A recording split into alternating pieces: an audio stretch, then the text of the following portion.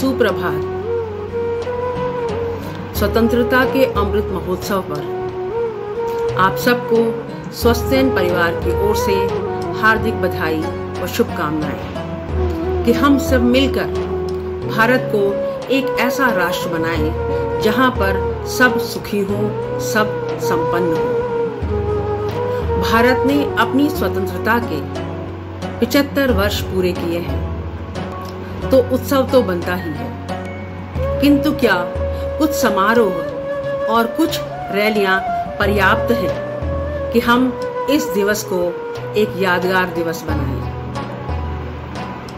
मेरे विचार से नहीं।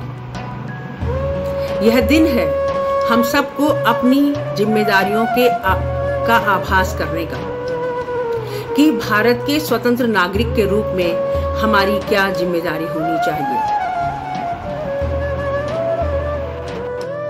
भारत एक अकेला राष्ट्र है जिसने यह कामना की है, सर्वे भवन्तु सुखिनः, सर्वे सन्तु निरामया, सर्वे भद्राणि पश्यन्तु मा कश्चित् दुःखभाग् भवेत्। यानी सब सुखी हों, सब निरोगी हों और सब अच्छा देखें। यह कैसे संभव है? यह हम सबको इस पर विचार करना है कि हमारे देश में सारे लोग कैसे सुखी हो, कैसे संपन्न हो, और यह करने के लिए हमें पहले देश की आर्थिक व्यवस्था को जानना बहुत जरूरी है।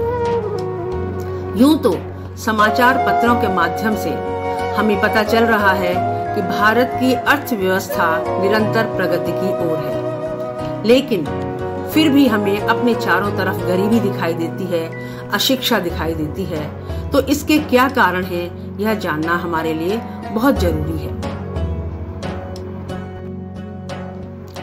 यह विद्यालयों का दायित्व है कि वह विद्यार्थियों को शुरू से ही जागृत करें कि उनकी देश के प्रति क्या जिम्मेदारी है और वह देश की आर्थिक व्यवस्था को अच्छी बनाने में क्या योगदान कर सकते हैं। आज दुर्भाग्यपूर्ण है कि हमें यह नहीं पता कि एक नागरिक के रूप में मैं कैसे देश की आर्थिक व्यवस्था को अच्छा बना सकता हूं या बना सकती हूं। आर्थिक व्यवस्था की बात करें तो इस समय चीन सबसे ऊंचे पायदान पर है, और अगर हम इसको स्टडी करेंगे तो हम देखेंगे कि चीन अधिकतर एक्सपोर्ट करता है, इंपोर्ट बहुत मिनिमम करता है।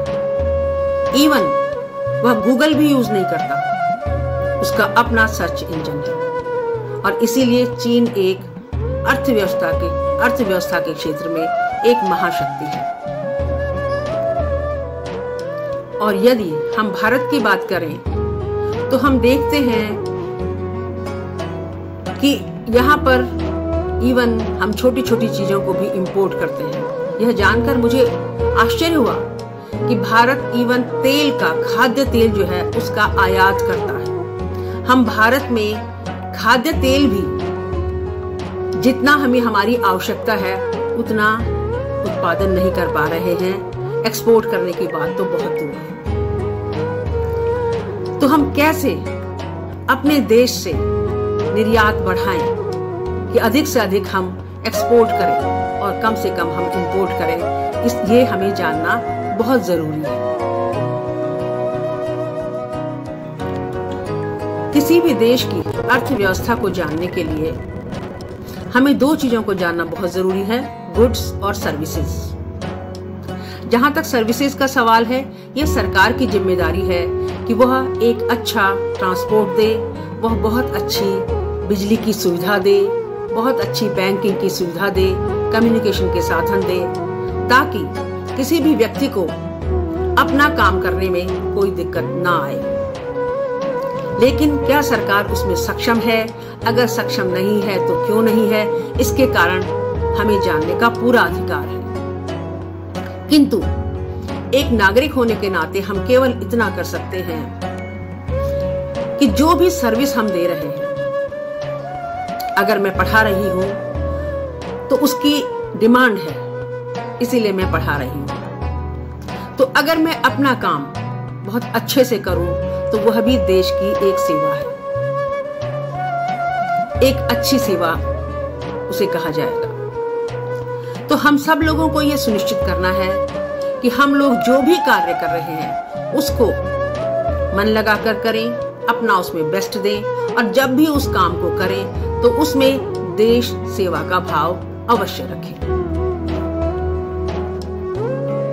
अभी मैंने किसी से बात की थी कि भाई हम अपने देश की अर्थव्यवस्था को अच्छा करने के लिए मैं क्या कर सकती हूँ, मैंने ये पूछा।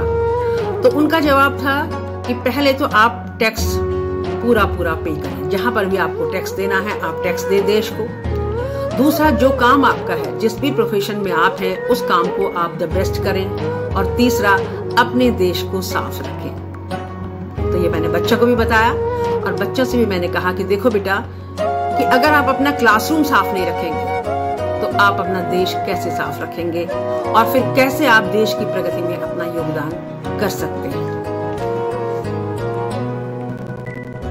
एक जिम्मेदार नागरिक के रूप में हम सब का यह प्रयास होना चाहिए कि हम देश की अर्थव्यवस्था को समझें और जितने लोगों तक हो सकता है इसको पहुंचाएं कि किस तरह से वह देश की अर्थव्यवस्था को मजबूत करने में अपना योगदान दे सकते हैं। और इसमें सबसे पहले विद्यालयों को अपनी जिम्मेदारी समझनी है कि कैसे वह लोगों को इस दिशा में जागरूक करें। देश की सेवा केवल तिरंगे को लहराने से, या कुछ राष्ट्र गीत गाने से, या कुछ राष्ट्र प्रेम पर आधारित डांस और ड्रामा करने से नहीं होगी। हमें यह सुनिश्चित करना होगा कि मैं देश की प्रगति में किस तरह से अपना योगदान दूं, जो कार्य मुझे सौंपा गया है मैं उसे किस तरह से बेस्ट करूं ताकि मेरा देश प्रगति करे। आइए आजादी के इस अमृत महोत्सव पर हम सब प्रण करें कि हम देश की प्रगति में अपना भरपूर योगदान देंगे और देश की अर्थव्यवस्था को सुदृढ़ करने हेतु जो भी हर संभव प्रयास होगा उसे करेंगे। हमारा यह प्रयास होगा हर संभव कि हम किस तरह से कार्य करें कि देश में कोई भी गरीब न रहे और कोई भी अशिक्षित न रहे। आइए हम सब मिलकर इस तरह काम करें कि भारत फिर से एक सोने की चिड़िया बने जिस पर हम सबको गर्व हो और वह फिर से जगत गुरु कहलाइए। स्वतंत्रता के अमृत महोत्सव की एक बार पुनः आप सबको बधाई। जय हिंद, जय भारत, वंदे मातरम।